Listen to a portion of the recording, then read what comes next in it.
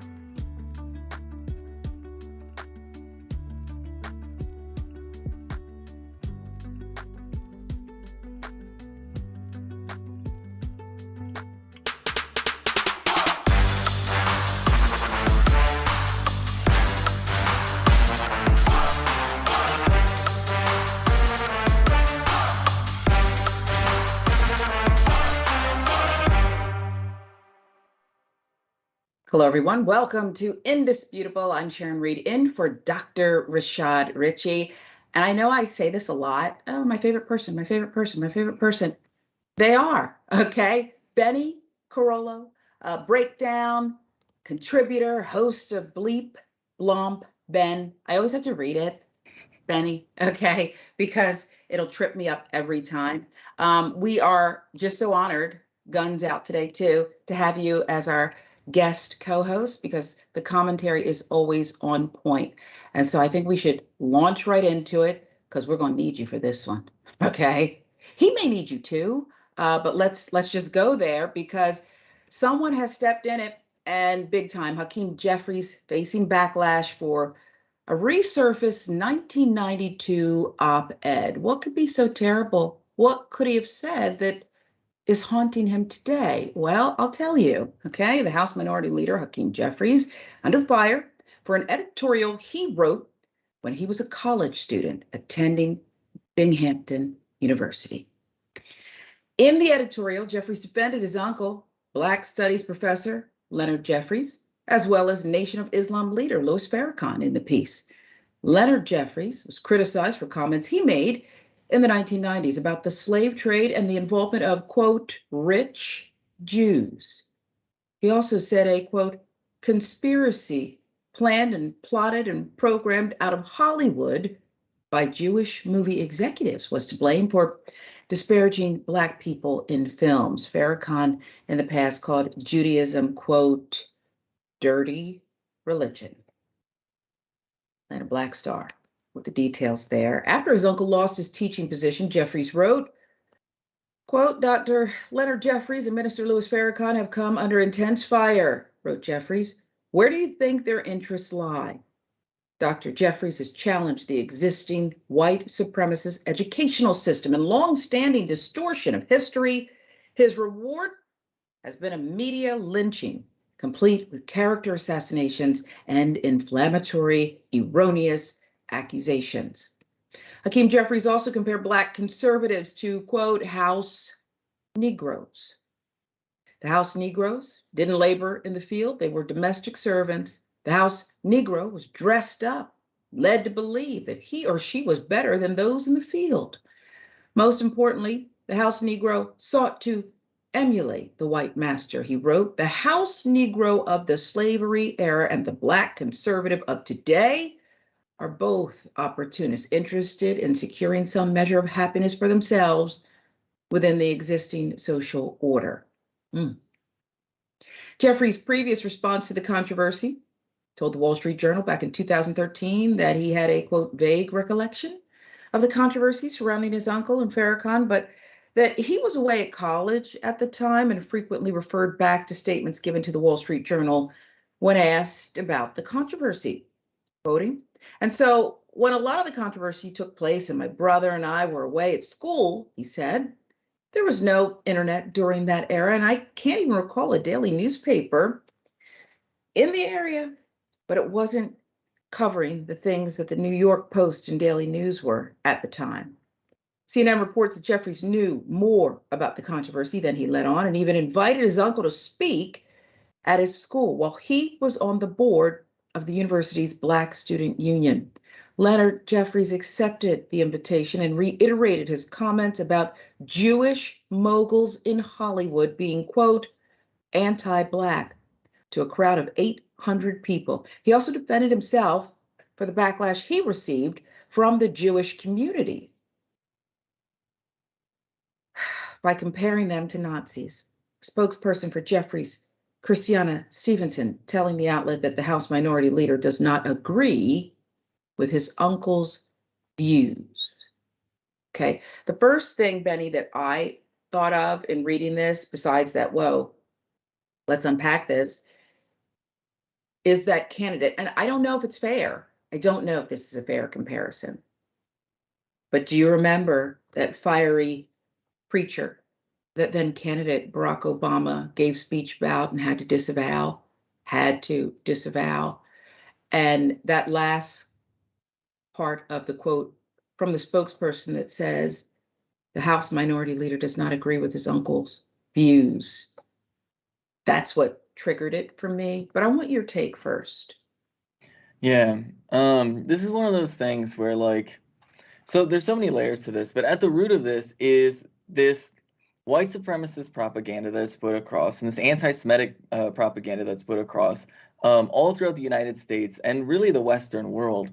And the reason why anti-Semitism has been so deeply rooted within, like, the United States and Western Europe for a very, very long period of time is because all of the stereotypes, all of the, like, conspiracy theories, all of these things are really crafted in such a way that make Jewish people, unfortunately, an easy scapegoat for anybody who is wealthy and powerful. So when you have wealthy capitalists, for example, people like Jeff Bezos that are underpaying workers, when you have these systemic problems in society, right, which we, like, the problems are real, right? People are broke right now. People are struggling to survive. People don't have access to healthcare. There are a lot of problems that our society is dealing with, except for instead of actually looking at the people who actually have power, who are actually responsible for these problems, they just scapegoat and say that it's Jewish people. They just, because there are all of these ridiculous stereotypes. There's all these ridiculous stereotypes and conspiracy theories about Jewish people. And at the end of the day, it's just this anti-Semitic narrative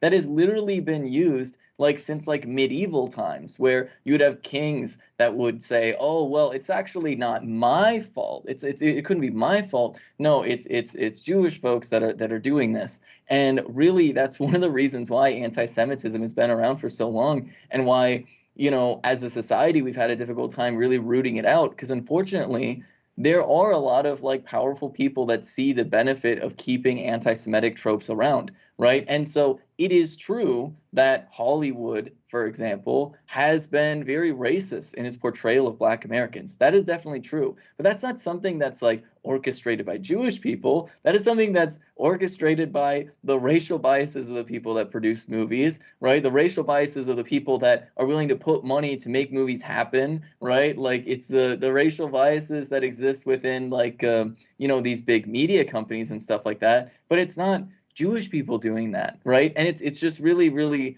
like, on its face, fundamentally absurd. But this is just one of those ways where, like, fundamentally, you have the extreme right pushing anti-Semitic conspiracy theories because they don't want to address the real problems. They don't want to address the actual root of the problem. And instead of addressing who the people are that are actually responsible, right, which is just wealthy capitalists, they want to scapegoat.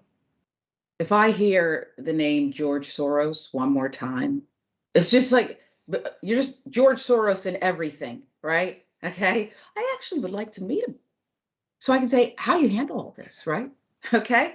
But it's this thing where you want to divide groups and keep people apart so you can keep your little game going. That's what it really is about. What and how do you think the rest of us should react when you have a figure like Hakeem Jeffries, who has an enormous amount of support and promise? Does he still have it? Can he still garner that support? I don't know. But when you like or love or support or believe in someone, it's difficult to call them out. What needs to be the response here? Because again, I don't know how old you are, Bennie. I'm not that old, but I've seen some years. College, we're talking about. But it seems that some of the views and the defense of them, as the CNN reporting was, that had legs beyond the college years. Yeah. I mean, it's really, like, it's really unfortunate because, like, well, I guess I'll put it this way. When you're talking about representatives of Congress, like, we should really have incredibly high standards, right? Like, the truth of the matter is there are literally millions of people in the United States that have never believed anti-Semitic conspiracy theories. And, like, I think it's fine to set that as a bar, even if it was a very long time ago. Because, like, fundamentally, if you're susceptible to that type of thinking, right, even if on some level you've grown past it, right, there are people who are potentially more qualified. There are people who are potentially more capable who, like, didn't engage in those things and might not have some sort of instinct to defend who they were in the past, right? And, you know, that's one of those things where I think it is kind of, like, really important. But then, like, a layer beyond that, I guess, is just the real question of, like, if those are the types of things that you grew up thinking in college, right? that's going to shape your views. You've probably learned a lot of things within that context, right? And even if you've unlearned some of it, you might still carry that some of that around with you. And so I guess it kind of gets really complicated in terms of like, you know, what does redemption look like? What does growth look like? I personally don't know enough about Hakeem Jeffries personally to speak as to whether or not like he's grown beyond this. But like ultimately at the end of the day, if it's something that is like continuing and elements of it are continuing, I think just generally we should have a higher standard for people who are elected into positions of power, right? Especially somebody like Hakeem Jeffries, who is really high within the Democratic Party. Yeah, he is, and thought to be the next Speaker of the House if the Dems get it back. But I'll button it with this. You know, as we watched Hakeem Jeffries rap and quote Biggie and Tupac on the floor, he's so gifted and he's just incredible. And I've always thought of him to be so authentic. And I need to hear what is real. Who are you? What do you believe? Just don't lie to me. Don't lie to me. Because once you do that, what am I going to do with you? We'll move on. Speaking of lying, okay, it's like in the DNA of this organization, apparently. The mighty Fox News Corp, everything is just, what is it? The emperor has no clothes? Is that how you say it? Fox News sanctioned for withholding evidence in this monster case. Would they do that? Yes. Delaware Superior Court Judge Eric Davis on Wednesday sanctioned Fox and its parent company, Fox Corp, for withholding evidence in the Dominion defamation suit and said he is considering further investigation and censure. If I was a lawyer, I'm not, I'd be really afraid if I was representing Fox. I'd be really afraid. What does it say about my license? What happens next? Well, according to a person present in the courtroom, recordings Fox News producer Abby Grossberg made during 2020, which were not handed over to Dominion's lawyers during discovery. Grossberg, former producer for Fox host Maria Bartiromo, Tucker Carlson too, has sued Fox and said her deposition was coerced. In an amended filing Tuesday, she said she had recorded conversations with Rudy Giuliani, Sidney Powell, and others. The sanction gives Dominion a chance to conduct another deposition at Fox's expense. Well, this will go about 3 days. If Fox is paying, you might as well go 3 days. The surprise evidence and sanction comes days before the trial is scheduled to begin in the $1.6 billion defamation case Dominion Voting Systems filed against Fox News and Fox Corp. Davis also said Wednesday he was considering appointing a special master to investigate the Fox legal team's actions. That's not, when the special master starts getting appointed, they find out everything, okay? It's what they do. They're these people who just love to comb through everything and say, nah, you had this email back on this day. You did this on that day. I remember. It's all up here, too. I don't even believe they're looking at anything. OK, it's all up here when they're a special master. They love it. This is bad. On Tuesday, Judge Davis expressed frustration at Fox News for not being straightforward about Rupert Murdoch's role as a leader at Fox News. Quoting, "This is a problem," Davis said, according to a court transcript. "I need to feel comfortable when you represent something to me that is the truth."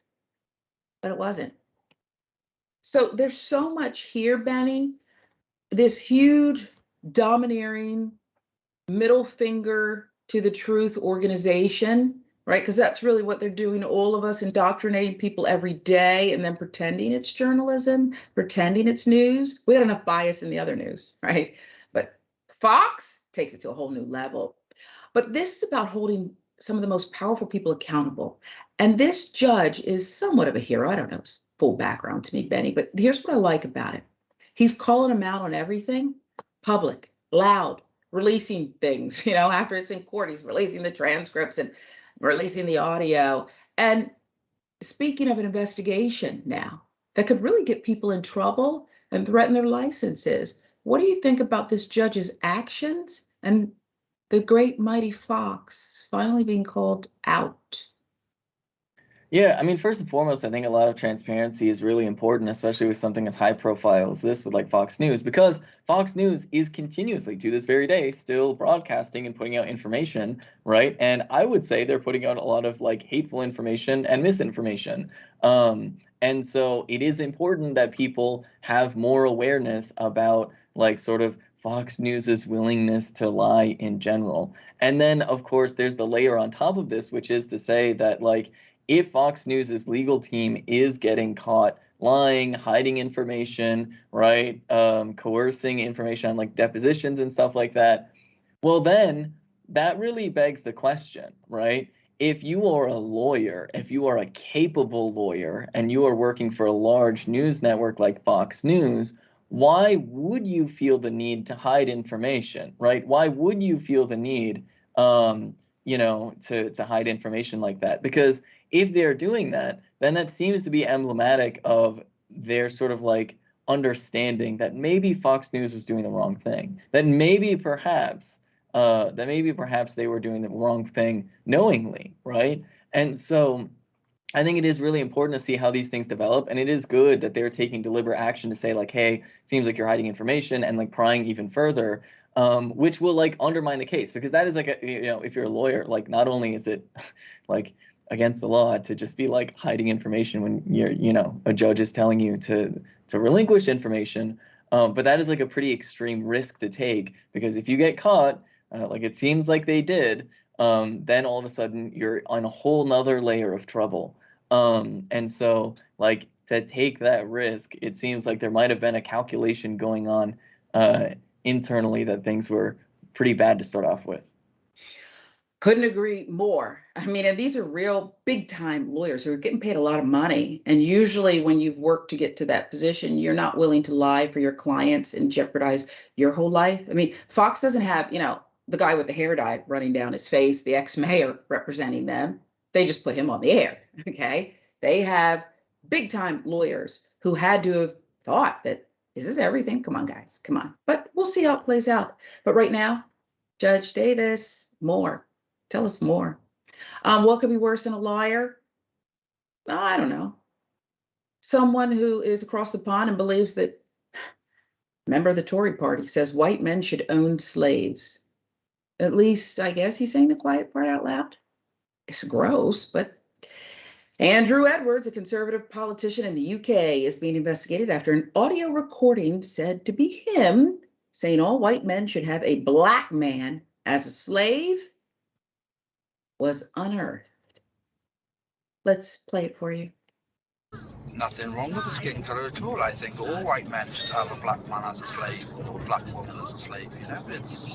It's nothing wrong with skin colour. It's just they're a lower class than us white people, Okay, he's got a really important title. I'll try to get it right. Okay, there he was saying all white people should have a black person as a slave. Edwards is a councillor at Pembrokeshire County Council in Wales. So yeah, it sounds very important.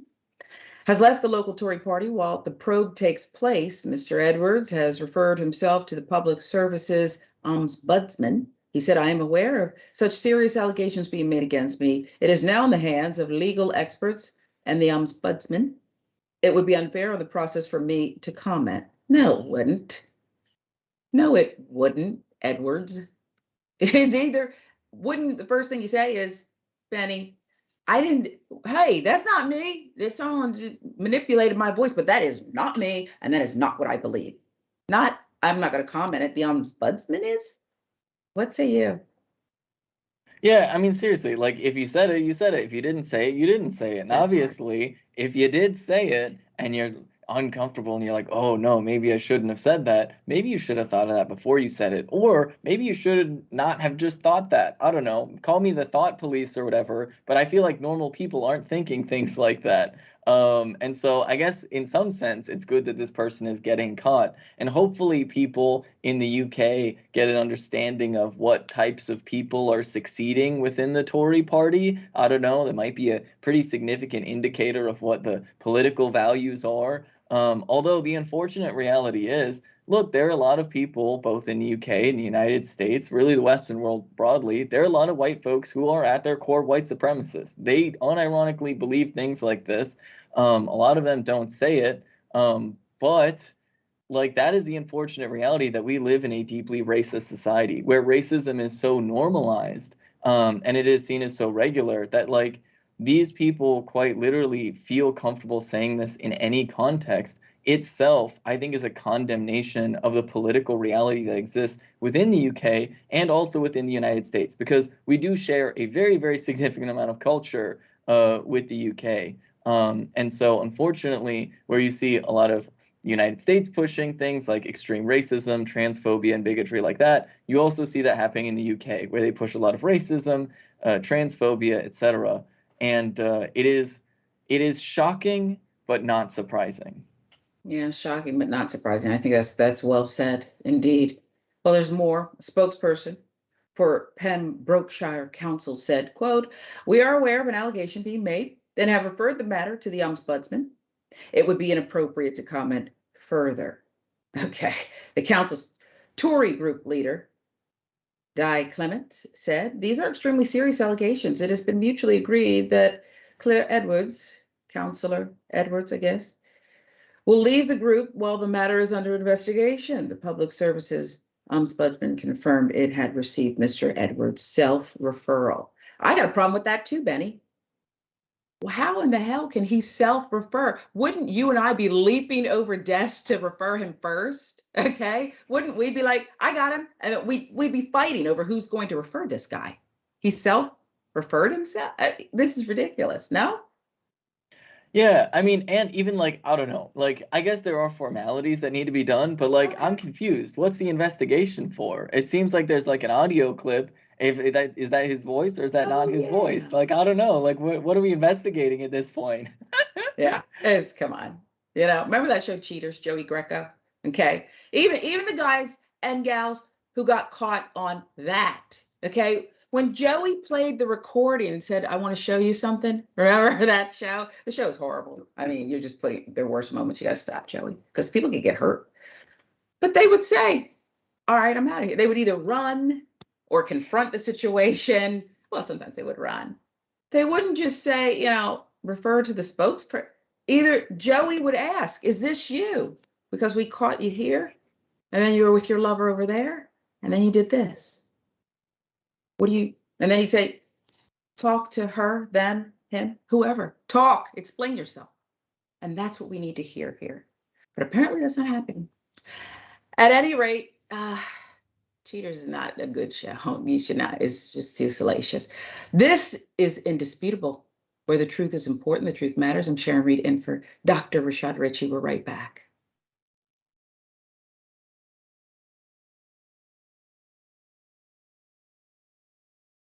You know what the progressive movement needs? It needs a little energy, a little pizzazz, maybe a little caffeine. Oh, coffee. But what if it was Too Strong Coffee?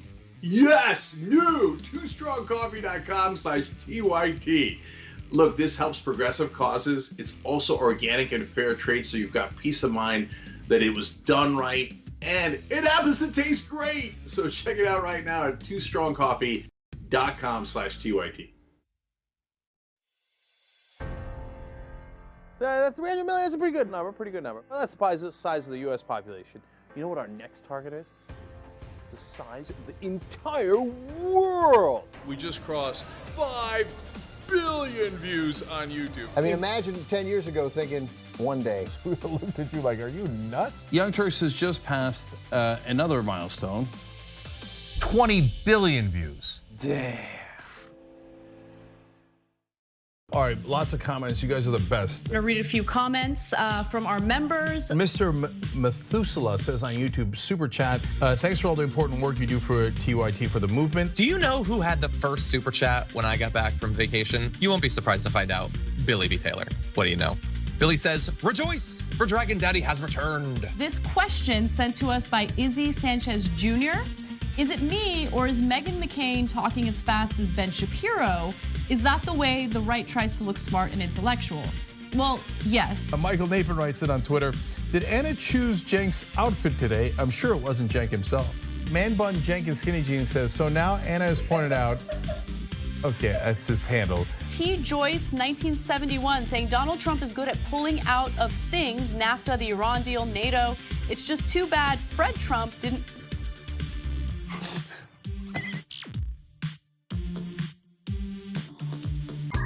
All right, let me do a little quick plug here. It's not even a plug. I'm bragging, okay? I'm bragging. Watch me. We have a channel on YouTube, a whole channel devoted just to the Young Turks. It's badass, right? Wow, man. I can see the voice. You guys are rock stars. Unbelievable. Senator Sanders, welcome to Rebel Headquarters. Man, you guys are amazing. We gave you what you wanted. Okay. Speaking of shirts. I have a surprise. You reached a lot of people. You are the Young Turks. And we have spread that progressive message wide and far. Let's keep it going.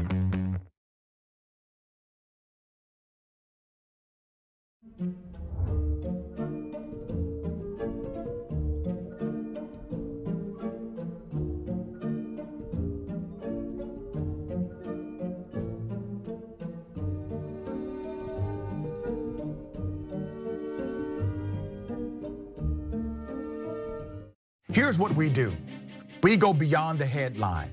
We are willing to engage in transparent conversations with those who do not think like me. We also make sure that you know what's happening not only nationally, but in your local area. Make sure you tune in to Indisputable with Dr. Rashad Ritchie, Monday through Friday, 2:30 p.m. Eastern Time, 11:30 a.m. Pacific Time. Cool news, shoptyt.com now has books. There's a whole bunch of books there. You're gonna be shocked to find out that they're largely progressive. Of course! Ryan Grimm's book, We've Got People, is there. It's a fantastic story from Jesse Jackson to Bernie Sanders to AOC that explains the progressive movement probably better than any book I've ever read. Speaking of awesome books, my dad's got a book out called The Original Young Turk, where he goes from the poorest olive farmer you ever met in your life to living there.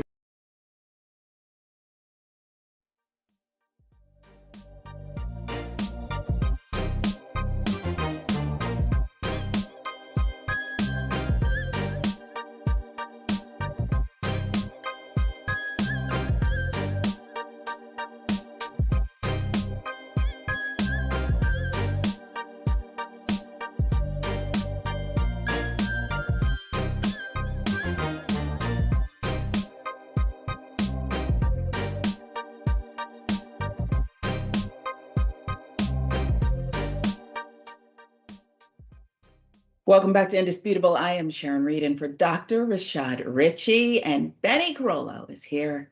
Breakdown contributor, Bleep, Blomp, Ben on Twitch. We've had some good comments rolling in, Bennie.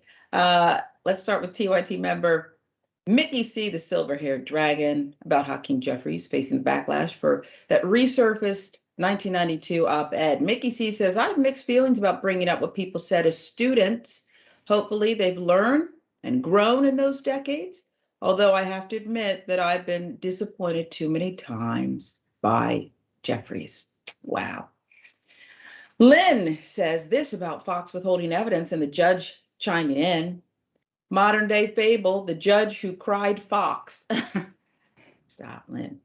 YouTube, more on the minority leader, Hakeem Jeffries, facing backlash. Tom Guyemi, I don't know, 31-year-old op-ed shouldn't be seen equivalent to a 5-year-old tweet. Okay. And about Fox, dunking your mate, Dominion, have Fox over barrel, literally. I hope they don't settle. I want the grimy facts. I do too. I hope there's, and this is terrible, but I'm sure Fox said, here's the Brinks truck or whatever, and the Dominion said, nah, they're like a cat that has the mouse, and it releases it, and it's still kind of like, it's still got some life. And then, well, they catch it again. One more for you. Victor Newman 06 says this about the Tory party member who says white men should own slaves, allegedly. Conservative is conserving. What are you trying to conserve? Traditional values? Who determines that? Well, they do. Okay. And they also drink warm beer. Okay. I think. Don't they drink warm beer across the pond? I wouldn't want it, but then again, I'm not a beer drinker. Much more indisputable when we come right back.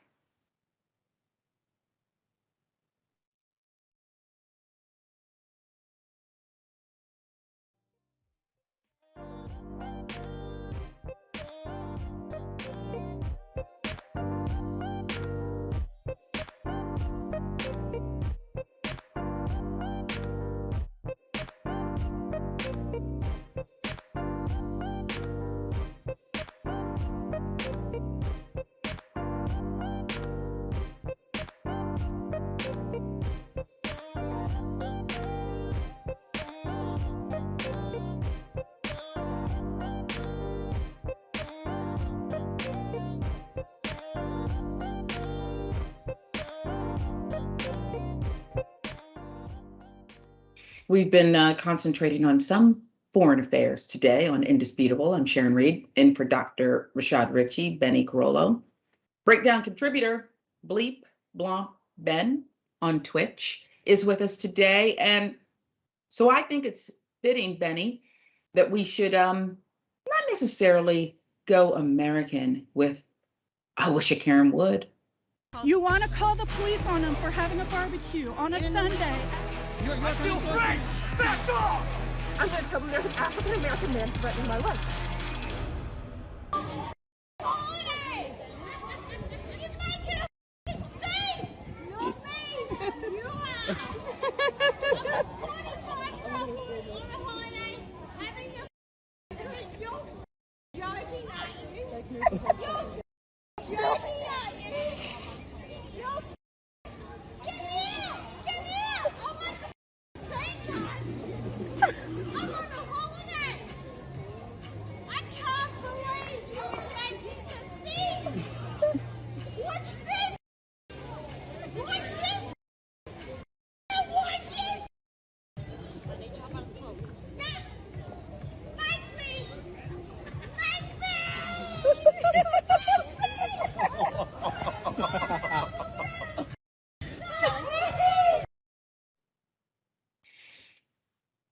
I'm going to give you the floor on this one, Bennie, but I want to do it with first just a question. And if you could just real quick give me the answer to this. More obnoxious, Karen with an Australian accent or an American Karen? Which is more obnoxious? I mean, I guess the Australian accent is unique, right? It's different than what we're used to here. I'm not gonna lie. If you're on vacation like that, what's gonna compel you to be shouting at people? Like, I don't know. I've never felt the need to like shout at people randomly like that when I've been at like a pool on a vacation, like relaxing. Like, usually you just wanna sit back and relax. But instead of doing that, apparently she just decided to make a scene. And I don't know. That just doesn't seem like normal like vacation behavior. And I couldn't even really make out exactly what she was saying. I couldn't make out exactly what she was saying, but she definitely seemed like very, very riled up, to say the least. Yeah, and you know what? You don't need to know. We don't really need to know what we know, right? Don't we know? Okay, obnoxious. And you're absolutely right about this. If you're on vacation and you can't relax, or maybe maybe that is fun. I don't know. Maybe that is fun for her. But if you're on vacation and you're irate at the top of your lungs, and this is how you behave, you might want to pick another spot.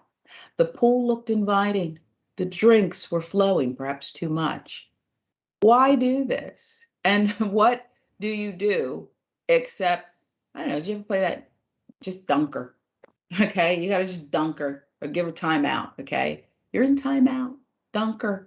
What do you do if you're lounging, Bennie, and you hear this just nonstop? What do you do?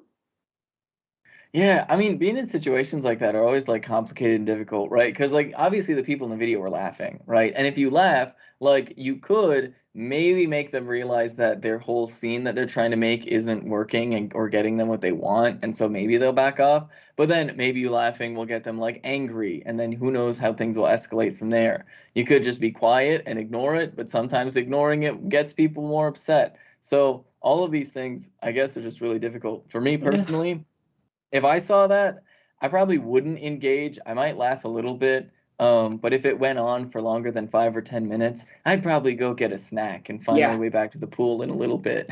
Yeah. And then you know what? We'd get mad later because the snack would be, you know, out of the mini bar. So now we got to pay through the wazoo for that because she, you know, won't shut up. Okay. But just remember, laughing can also encourage. I remember when my daughter was in diapers and she would make these little, well, flatulence, you know what babies do. And if we laughed, she laughed louder and louder, and she kept doing it. I think they're going to do it anyway.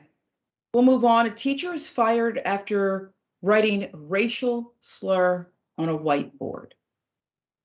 Where there are plenty of good teachers out there. This is not one of them, apparently. Las Vegas substitute teacher has been immediately fired after a photo posted online showed him writing the N-word on a Silvestri Junior High School whiteboard. What in the world would possess? Okay. Students from Charles Silvestri Junior High alerted their principal, Yvette Tippett, and other administrators about one of her staffers being at the center of the racially volatile tweet. The unidentified male teacher was seen speaking to students with the word on the whiteboard, according to the Las Vegas Review-Journal. Picture was posted on the No Racism in Schools #1865 page for all to see. School's principal, Yvette Tippett, released a statement to parents informing them that the school had launched an investigation into an issue that involved communication that contained racial implications. You think, Miss Tippett? You think? Administration will continue to communicate with you about these situations because it will take the entire Silvestri Junior High School community to condemn these actions collectively, the principal promised. I assure you that appropriate action will be taken against those responsible based on the outcome of the investigation. Additionally, I would like you to know that this will not be tolerated at our school or within the school district. We will not tolerate behaviors that contradict an inclusive community and impact the needs of our students. Liz Guzman, one of the Clark County School Board trustees, tweeted this: the district has removed this individual. They will no longer be able to substitute at any school in the Clark County School District. I want to commend the students that turned in this horrific act. It allowed the district to move swiftly. Parents applauded the district for taking this incident seriously. One parent tweeted this: as a parent of a Silvestri kiddo, I'm glad this was taken seriously and there were immediate consequences for this individual who has no place in a classroom with our kids. Proud of the kiddos who spoke up. Well, this is lovely, Benny. I think it, unless you heard something otherwise, I find this response lovely. And there's really not much there that I can, and you know, I like to pick apart things. I think they handled this just right. I still want to know why homeboy was writing the N-word on the whiteboard. What was that about? Yeah, most definitely. And every time I see something like this, my first thought is like, there's no way this is the first person this guy's done this, right? Because of course it's not going to be the first time, right? I mean, maybe it could possibly be the first time that substitute's done it. But, right, you don't get to the point where you're doing things like that without sort of escalating and feeling the waters and getting to that point, right? And we live in a deeply racist society, right? And unfortunately, a lot of people that have worked in schools across the United States of America have been very comfortable doing a lot of really, really horrible stuff. I mean, I remember just a couple years ago, there was a story about a school where a teacher had done a slave auction in the school, as some sort of historical teaching moment, which obviously wasn't really a teaching moment, I guess, except for the teachers that were dealing with that situation when they realized that that there wasn't really educational value in that, and people responded publicly. But the administration here was clearly just doing the right thing in terms of like responding immediately, firing the teacher, making sure that they're not going to be, working with a school district anymore. And that sends a positive signal, because now if there's any other like potentially racist teacher that might want to substitute there, they know that they won't be able to get away with stuff. And so that's very good. But I guess the unfortunate reality is there's a lot of like sort of really awful stuff that happens in schools across the United States, because unfortunately racism is just very normalized in our society, and people think that they can get away with a lot. Racism, bigotry, you name it, you name the other group that is targeted to this. And I agree with you. There's just one thing that's missing, and I don't know if the school's helping. We all remember that one moment as a child that we never really got over, that changed, altered our view, altered perhaps even our happiness. And so when you have people like this, perhaps not vetted enough, who end up in the classroom with impressionable young minds and kids who deserve better, okay, all kids deserve better. How do you undo that? Because I don't think you can, Benny. Yeah.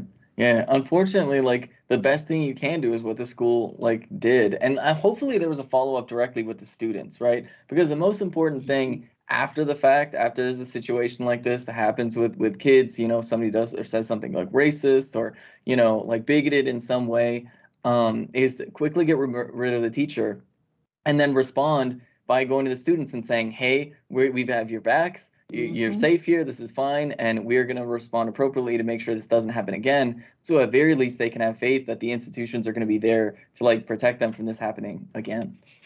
Exactly right. I think you're exactly right, Benny. Much more indisputable. I'm Sharon Reed in for Dr. Rashad Ritchie, who has the day off. We're right back.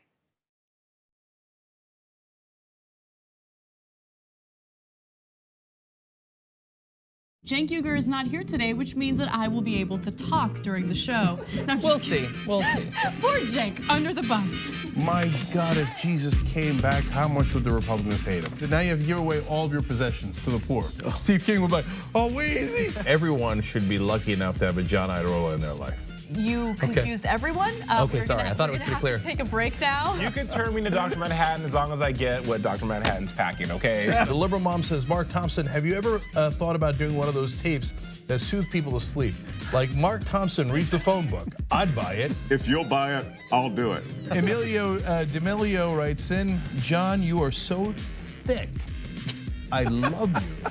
That's what he wrote. Pork Chop Express writes in and says John Iadarola needs a new jacket. Whoa. Those 24-inch pythons are about to burst out of his sleeve. Gun, baby. You know, the two people here said that their moms were both in love with you over Beauty and the Beast. Mm-hmm. That's an improvement. I usually get grandmothers. Charlie Turk. No, wait a minute, don't you dare. Chemical castration when we return from the break. I hope that, who they choose for the White House isn't just a borderline Klansman. That's all we gotta hope. That's it. We will settle it. She's cute. I didn't say that about Laura Ingraham. Scandal at TYT. Did Anna comment on my tan yet? No, she hasn't. You're a good boss. But Anna did say that I come in here today with a fresh mind. That's all I'm about. I'm about a fresh mind. I can't with you right now. Okay? She just can't. She can't, but nonetheless, we have to for another 3 hours. I'm back, baby. Let's rip in the Republicans. See, don't miss the live show. That's great. Tell people, if you're a member, you get the whole live show whenever you want, because this stuff doesn't go into any of the clips.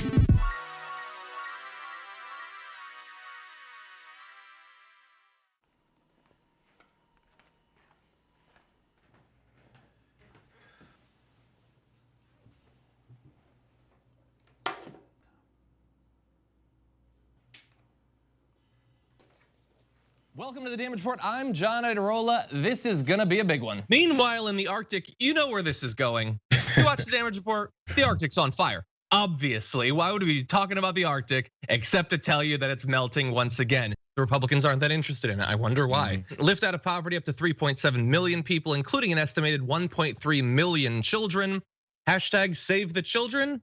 Not if it costs money. I mean, come on. What's happening? I'm Dr. Rashad Richey, host of Indisputable with Dr. Rashad Richey. Here's the bottom line. I play no games about policy, period. Too many people's lives are at stake. So here's what I do. I challenge conservative ideology that hinders the growth of this country. I make sure we place our facts in proper context, and I have no problem debating anyone on a position that I have. Progressives have the ideas to change the world, but when you really look at it, progressives have always changed this world for the better. I want you to tune into my new show, Indisputable with Dr. Rashad Richey, right here on the TYT Network, 2:30 p.m. Eastern Time, 11:30 a.m. Pacific Time. I'll see you there.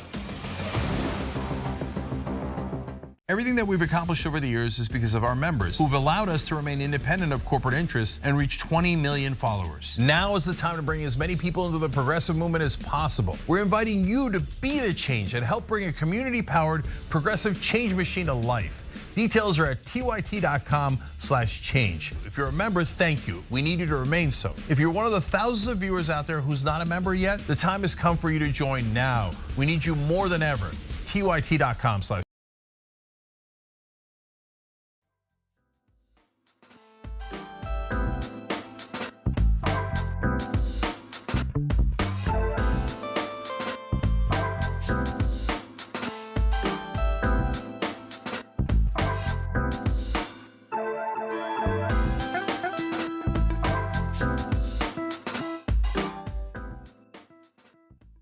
Oh, we're just hanging out, discussing some of the top stories, most interesting stories of the day. Bennie Carollo, breakdown contributor, and the host of Bleep Blomp Bend. I can't help it. I just have to say it every single time on Twitch.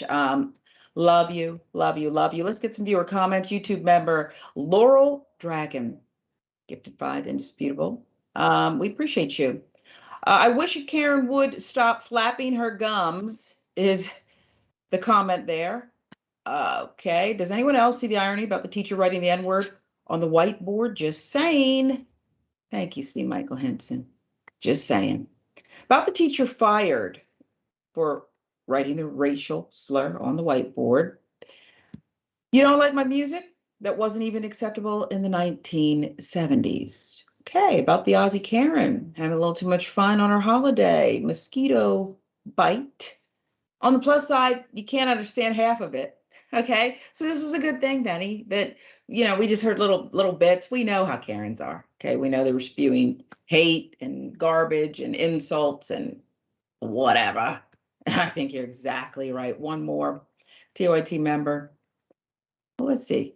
Let me find one more really insightful comment.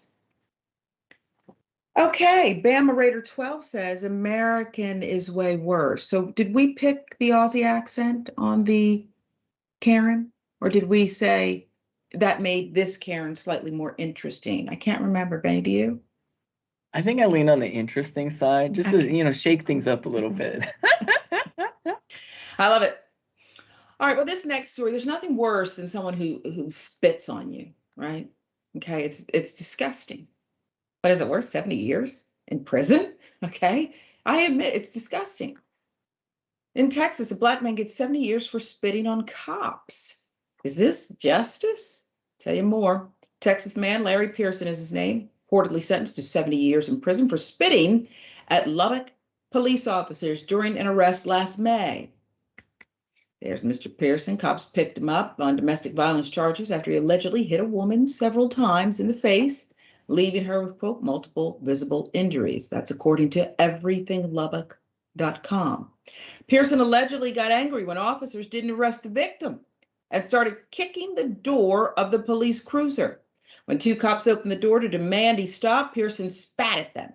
He kept doing so even after he got to the Lubbock County Detention Center. Again, according to the website. And during the trial's closing arguments, prosecutor Jessica Gorman asked the jury to, quote, send a message to both the suspect and society with its sentencing. Pearson had prior convictions for aggravated robbery and family violence.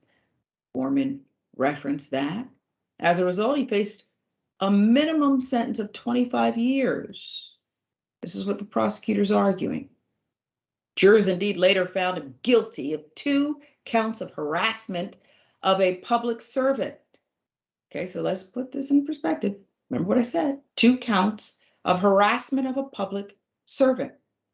Jim Shaw, Pearson's defense attorney, told jurors that the sentencing was for a simple misdemeanor that got out of control.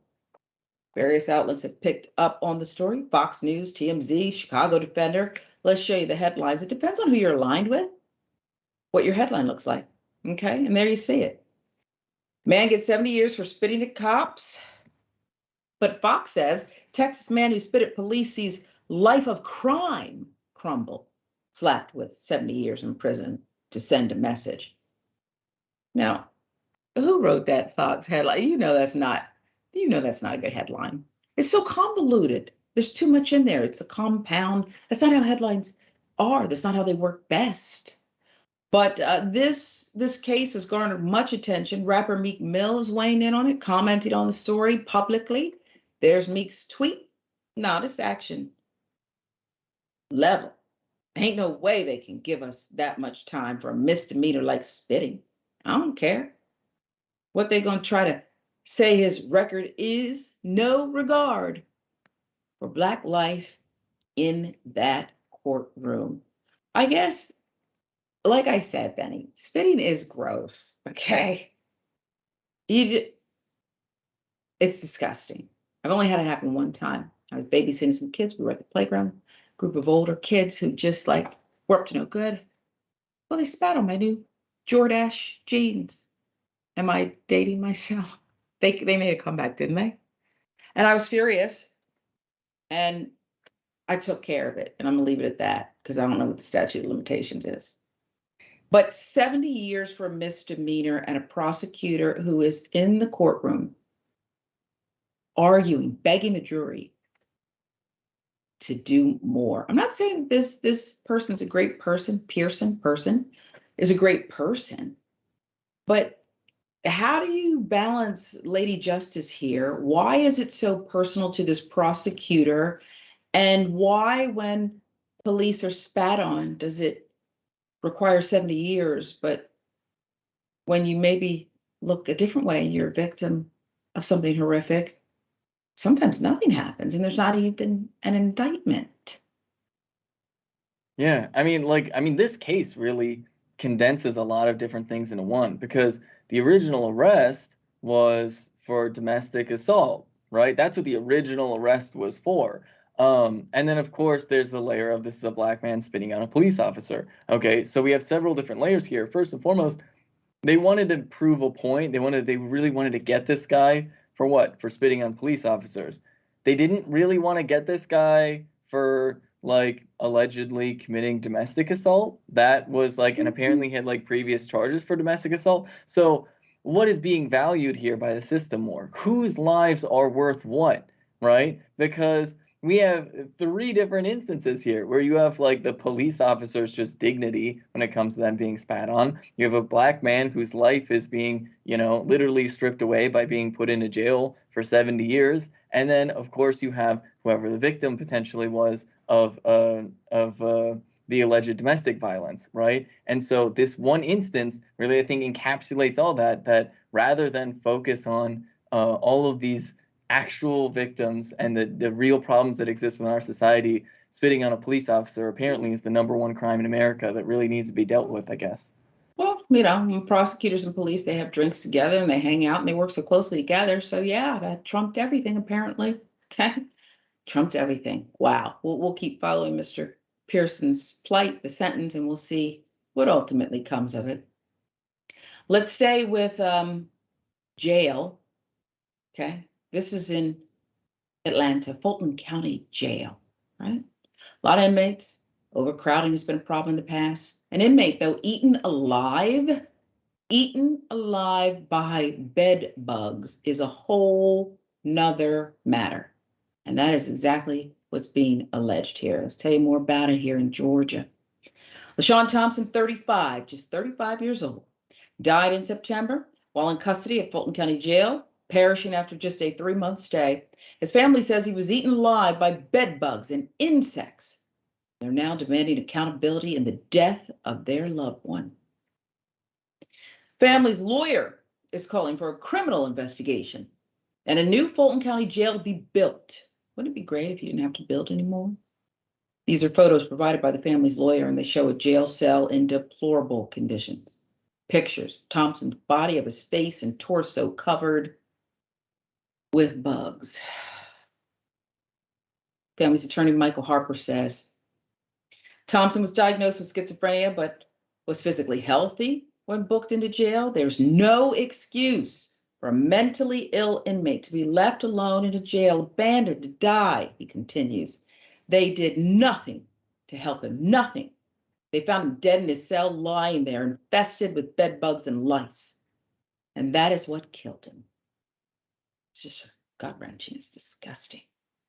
According to WSB TV, the photos of Thompson's face and body covered with insects are too graphic to show on television. Spokesperson for the Fulton County Sheriff's Office, which runs the jail, says this in a written statement. First and foremost, Fulton County Sheriff's Office would like to extend condolences to the family of LaShawn Thompson. The manner and cause of death was listed as undetermined by the county medical examiner. Full investigation was launched into the circumstances surrounding Mr. Thompson's death. Part of that ongoing investigation, immediate action was taken, including but not limited to approving an additional expenditure of $500,000 to address the infestation of bed bugs, lice, and other vermin within the Fulton County Jail, which was done in addition to prior cleaning operations targeting communicable diseases that are common in congregate settings. Updating protocols for security rounds to include addressing sanitary conditions. That from the Fulton County Sheriff's Office by way of Channel 2 News in Atlanta. Statement continues to say the ongoing investigation is examining details regarding the medical care provided and ultimately will determine whether any criminal charges are warranted in this case. The health, well-being, and security of inmates in our care, here's that middle finger part, folks, is our top priority. It's no secret that the dilapidated, rapidly eroding conditions of the current facility make it incredibly difficult to meet the goal of providing a clean, well-maintained, and healthy environment for all inmates and staff. That is precisely why Sheriff Labatt continues to call for building a new Fulton County Jail and criminal justice complex, which will provide an elite level of care, mental health services, security, and cleanliness. I could barely get through the statement. This man, according to family attorney, eaten alive. Can you imagine a more horrific way to die? Left for dead, not given intervention, and oh yeah, you do two things that I call middle finger. You say your top priority is these inmates, okay? And then you make a pitch for tax dollars to get a brand new jail built at the end. Who are these people? Have they no shame, Benny? Yeah, it's completely shameless. And it's so infuriating because, like, what a lot of people don't realize is American prisons, not only do we have, like, the most people in prison compared to any other country, but also we fundamentally have some of the worst conditions within prisons. And this is torture. There's no other way to put it other than to say that this fundamentally is torture. Because it takes an extreme amount of neglect. I've never heard of anybody dying of bed bugs literally ever before in my entire life. So it must take like a very extreme amount of neglect. And on top of that, it's just the entire dehumanizing nature. Because like, and that's what's really important to understand here, is that our prisons and our jails in the United States were fundamentally built on the premise of dehumanizing anybody that's within those systems. Because quite literally, prison, in effect, was a reform for slavery, right? Mm-hmm. That literally our prison system as it exists today was intentionally created by white supremacists when slavery ended as a way to just recreate slavery. Well, okay, we'll just jail people for no reason, and then we'll rent them back to the plantation owners. And that literally was like the originating model for the prison system within the United States. And there's been reforms since then and some changes since then. But ultimately, the underlying philosophical belief of the prison system is to dehumanize the people who are incarcerated in one way, shape, or form. And like fundamentally, that is wrong. It is disgusting. And it is horrific, the conditions that exist within our prisons. I mean, fundamentally, American prisons do not meet basic international standards for human rights. And that is already a low bar. That is already a low bar. And it is just sickening and disgusting to see this. And then once again, you see the same problem all over again, where anytime there's a problem, instead of like addressing the problem directly, right, whether this is with the policing system or the prison system, they create these problems through willful neglect. And then they say, oh, don't worry, we'll fix it if you give us more money. Give us more money so that we can have a better tank. And then our response to protesters will be better next time. And then our response to whatever will be better next time, right? They don't solve crimes. And they say, oh, you just give us more police officers, we'll start solving the crime. And they never do. Right? It's just this ridiculous scheme, because fundamentally, right, from the police officering system all the way through the legal system, all the way to the prison system, it is a system that is designed to dehumanize anybody that is of any marginalized community, all ultimately to the benefit of the contractors that build the prisons, right? Sometimes private companies that rent out people to work for them, and really just the larger interest of capitalism more broadly. Wow. That's a period. You understand? That's a period right there. But a postscript would be, what's the crime here? Schizophrenia? You don't need another jail. You need to learn how to deal with people and treat them like people. Disgusting. Keep following that one. One more for you. Arizona court rules the Mormon church can conceal crimes. That's the ruling. Arizona court ruling made April 7th allows the Church of Latter-day Saints to hide child abuse from the public as long as it's disclosed in a spiritual confession. Wow.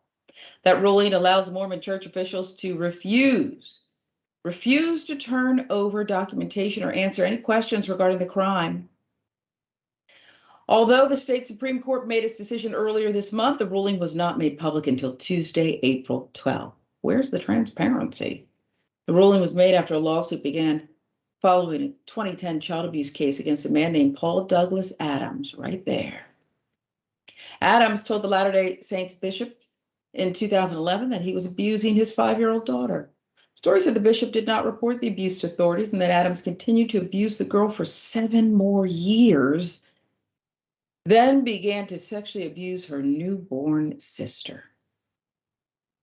And then the bishop asked Adams to report the abuse to police, but Adams refused and declined to give Herod permission to make the report himself after his confidential confession.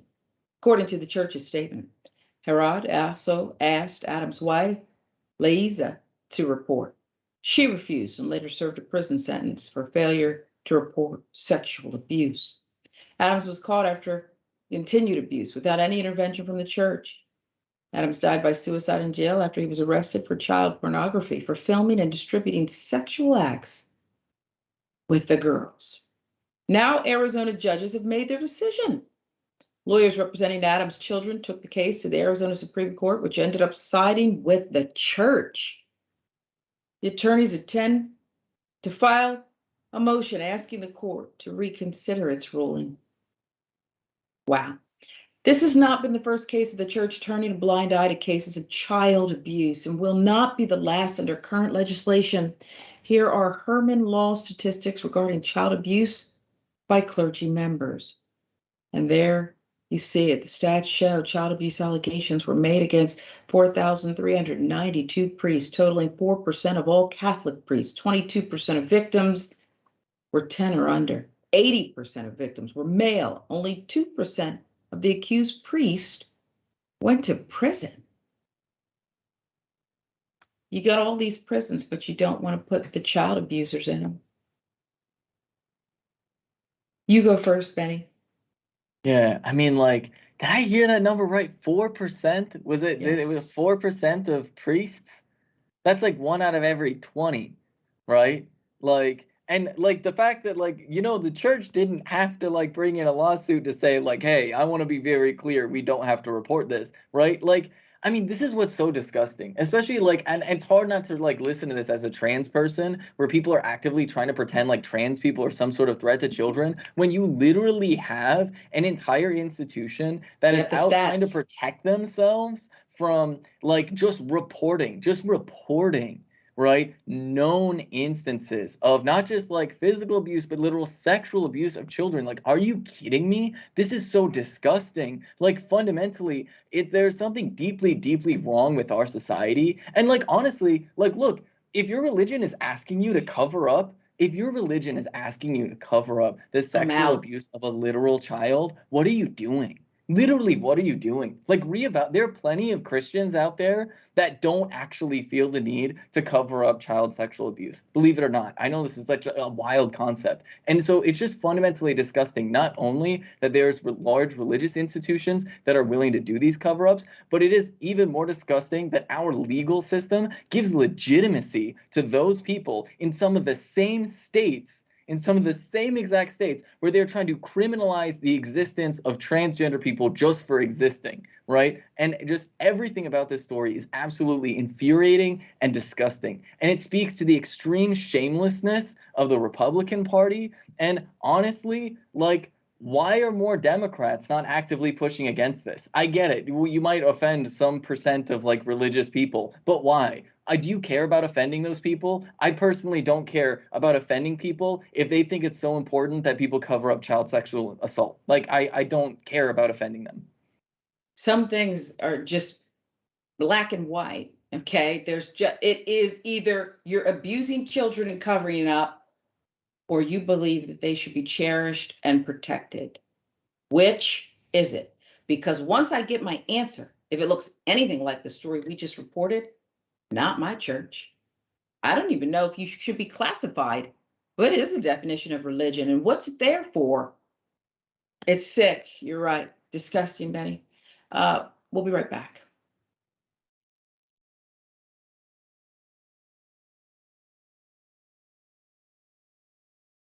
Every day, the Young Turks delivers 2 hours of solid, fact-based, timely news and progressive commentary on all the day's most important stories. We keep our viewers informed while also providing perspective and insight on the news we cover, so you understand not only what's happening, but also what's happening behind the scenes, the stories behind the stories. We play musical chairs and put these children in one awful detention facility to the next. That's what's happening at the border. The things that got him banned, he's still spreading. So presumably, I think it's reasonable to say that if you allow him back on the website, he's going to do it again. Any legal voter that we deem not willing to vote for my side shouldn't vote because it'll replace me that's supposed to vote for my side. That's not how voting works. That's not how democracy works. And while many people following today's political news can get discouraged about the direction of the nation and the world, that's not us. At TYT, we're genuinely optimistic about the future, and with good reason. Today, wide majorities of Americans agree with our progressive stances on issues ranging from healthcare and education to climate, immigration, and wages. The rising generation of young people are also overwhelmingly progressive in their political beliefs and policy objectives, and they're increasingly flexing their muscle as voters and activists to demand change from our elected officials. The traditional mainstream media is mostly AWOL. They, along with the government and many other cherished institutions, have been captured by corporate interests. Audiences sense that they're not getting the whole story, or even the truth from once trusted outlets, whether broadcasting cable TV news networks or national newspapers and magazines. The antidote is the Young Turks. Unlike mainstream corporate outlets, we're not beholden to corporate advertisers, to defense contractors, to Wall Street, or to Big Pharma, and we don't carry water for the Republican or Democratic parties. So watch us Monday to Friday at 6 p.m. Eastern, 3 p.m. Pacific, and join the thousands of progressives around the globe who tune in every day for TYT's unmatched, award-winning content and see what it's like to experience a news organization that only answers to you.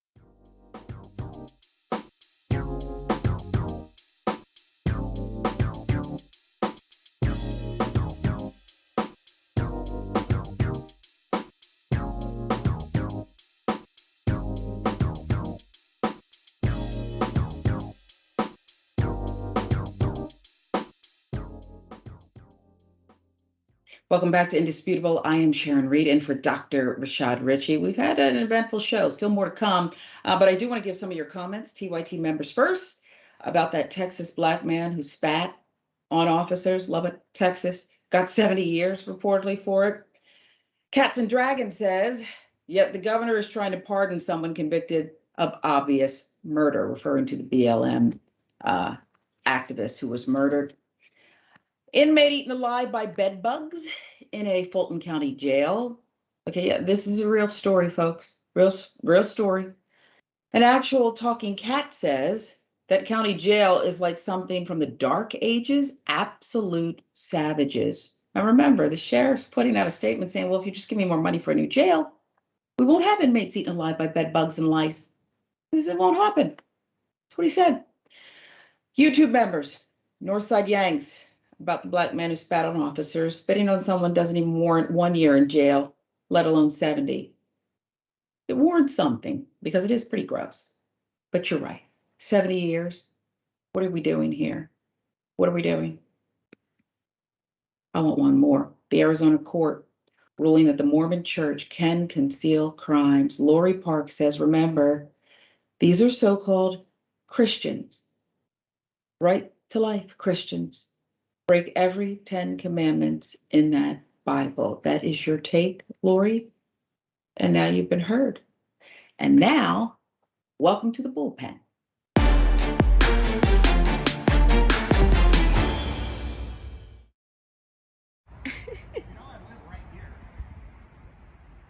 You understand I live right here, right? I don't care. And I don't care. You don't care, I don't care. Wild.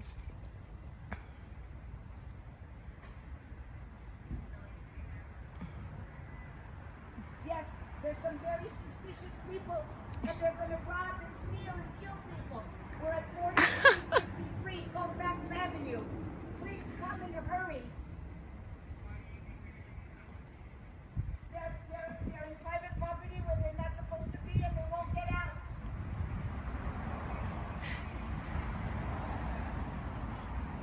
This is a condo building, and they won't get out. And they have no... And there it is. Can an actor, writer, producer extraordinaire just ride a bike?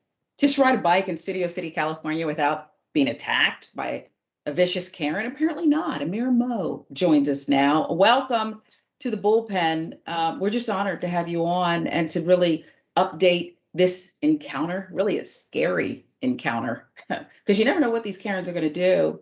But welcome. Thank you for joining us. I want to talk about, your indie comedy feature too, but let's start with that day in Studio City and remind us, you were riding a bike, but you were out kind of scouting and doing things as well for this extraordinary work that you do.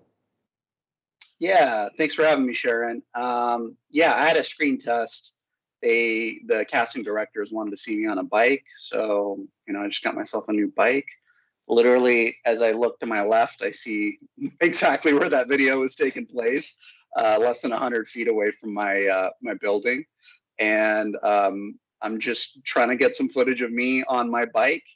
And as I was pulling in to this area, I, comedically said, well, I think I got a Karen behind me, because she was really like slow. I gave her all the room to get in.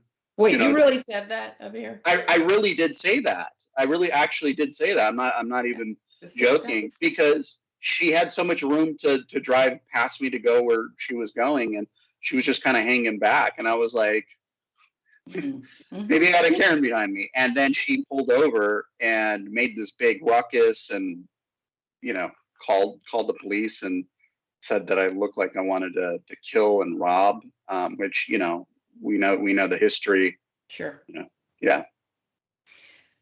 What first, I understand that your Karen radar went up. The instinct was there that you said, okay, we might have a problem here. Okay, with another wild one, here we go. But when you began to unpack it and realize, really calling the police on me here, did you want to, and I don't know if anger is the first thing you felt, but is there this need to rationalize and say, come on? Yeah, I mean, I grew up with really overt, over the top, blatant racism, and it wasn't just like kids around my block. Like it was adults in like the school system. So for me, I've kind of been desensitized towards that stuff, for better or for worse. So yeah, I mean, I think anytime police get involved, you really don't know how it's going to go. It's playing with fire, so it's a gamble. Like obviously you would think that it should be kind of laughed off the phone, maybe. Like he's riding a bike. What's the issue? But you never know. What was it that made you tell your girlfriend Robin, right? Hey, let's document this. You got to document this. Was there that additional fear? You mentioned the police, but to say, hey, look, I did nothing here. Yeah, I mean, part of it was that, and also part of it is we need to call this stuff out. Like it's been going on for way too long, and there have been deadly consequences in the past. And I think it's a good thing that you guys are highlighting this type of stuff, and we're more privy to this type of behavior that happens all around us. And to my knowledge, there hasn't been any consequences for that woman. And there absolutely should be. Like, there's laws on the books, about that stuff. So I was just like, keep it rolling. Like, obviously record, because it's my word versus hers, and she's the lighter one. So there it is. That part. Yeah. So you never know which way it's going to go. The response from the police, they directed Indisputable to go get the police report. But you're right. It does seem like it's like, nothing to see here. It's a low level thing. Maybe two people, both sides, whatever they do. And to me, I couldn't agree with you more. You have to call it out every single time. And I think public shaming is part of the process. If only there was shame involved. I think these Karens and this way of thinking, they're the root of almost everything. And that's the real danger here. How can we get people who aren't Black, brown to pay more attention and say, knock it off? I think when it starts happening in their own communities and when it starts happening to their own, they start paying attention. But yeah, it's a complicated issue, and it's easy to sweep it under the rug by saying, she's an old woman and she doesn't know any better, this type of stuff. But yeah, I mean, we just got to continue to highlight it and beat that drum. And I think hold the police to the fire and be like, there's laws on the books on this stuff. Like you guys arrest people for a lot less. So yeah. There's something that you said, and I get it, as a brown girl, but it also kind of breaks my heart because, you were a kid. I was a kid at one point. And I think my parents, and I suspect yours, taught us that we're just going to have to navigate this and achieve regardless. You're going to have to find your way and achieve. But you said you were so used to it from adults that you perhaps are desensitized. It breaks my heart now for our kids. Do you know what I mean? And I wonder if you've unpacked that more. Yeah, I mean, I unpack it in very weird ways, which is like through comedy. And so, a lot of people who read my work or see my work, it's not necessarily for everyone and they don't necessarily get it, but it's kind of my own way of dealing with some of the, atrocities that I went through as a kid. Yeah. Well, you've been hugely successful, though, on a number of these NBC Universal programs as an actor, as we mentioned, writer, producer. But tell us about your latest work and what we can expect. Sure. Yeah, I got a feature film in post-production. It's called Relationships. Obviously a comedy. And I don't have a release date on it yet. It's TBD, but we're getting close. And if you guys want to see my past work, The Sex Addict is free on Tubi right now. And that features Horatio Sands from Saturday Night Live and Brian Callen from Mad TV and Ken Davidian from Borat. You said your work isn't for everyone, but I wonder when you sit down and you decide to do a project or you decide to write, produce a project, are you thinking about, and it's an indie, your latest, but are you thinking about casting a net to both people who, would want to and be included in those who would consume, an Amir Mo project, but also those who might, kind of just be peeking around and discover something and learn something about someone who's maybe not like themselves or go outside of their comfort zone? Yeah, I mean, I typically like to take like broad topics, like that's kind of the sugary stuff, and then inside that I like to inject the vegetables. So so I entice you with the the glitzy stuff, and then I give you something you didn't know you needed. How is that received when you go in? Because I'm so curious about this. I've done a little bit of acting, but boy, it's funny that I always play the same character, Channel 4 News. But that's okay. At some point, they'll let me play a lawyer or something, a judge. Yeah, I can see you on love SVU. Okay, this is what get me on there. But I want to know from you how it's received when you go in and you say, I want to do this. Do they push back? Do you push harder? Do you alter it? Like, how does that work? You have a body of work that is successful, so maybe you have more leeway now. I don't know. Yeah, I mean, that's a great question. Oftentimes we highlight blatant racism or blatant biases, and this is an industry where it's got plenty of that, but it's less overt.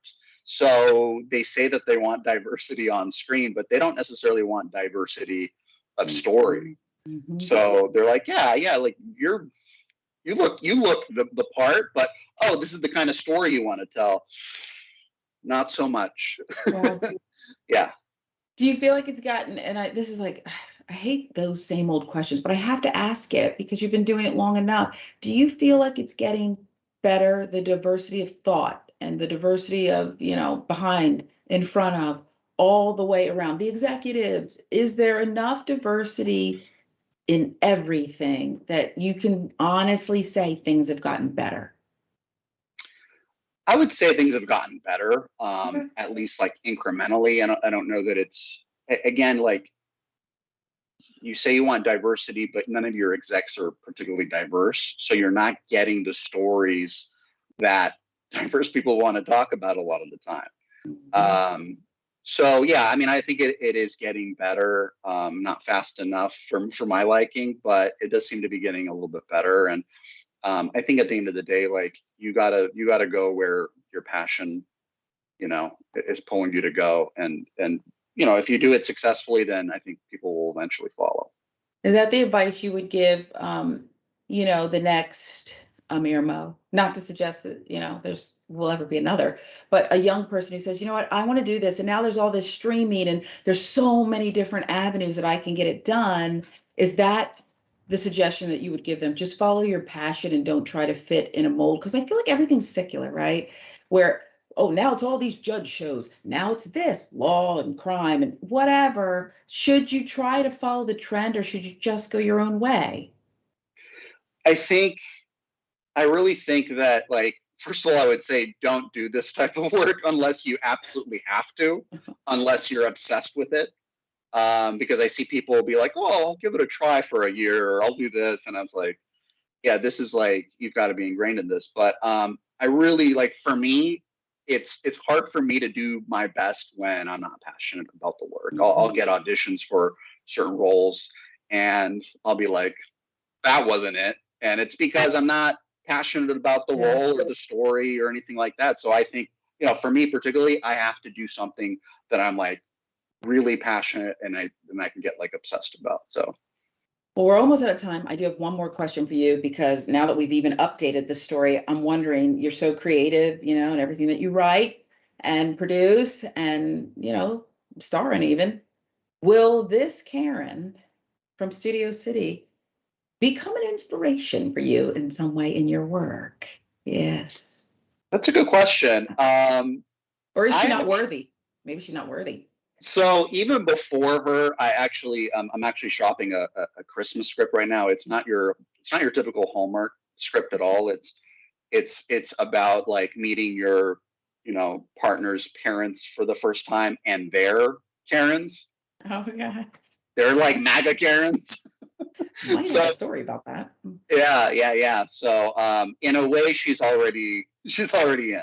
Right. But to be clear, I just want to make it clear, wherever you are, Karen, in Studio City, you get no credit. Don't come after the man for any money. You're not, it's a collection of Karens that put this thing together. Well, we just love you. I appreciate you taking the time out. Sorry that this happened to you. And I think you're right. Again, we have to call it out. We have to shine a light on it because it's not right. Amir Mo, thank you so much. And I look forward to whatever you got coming up next. Thank you. Thank you, Sharon.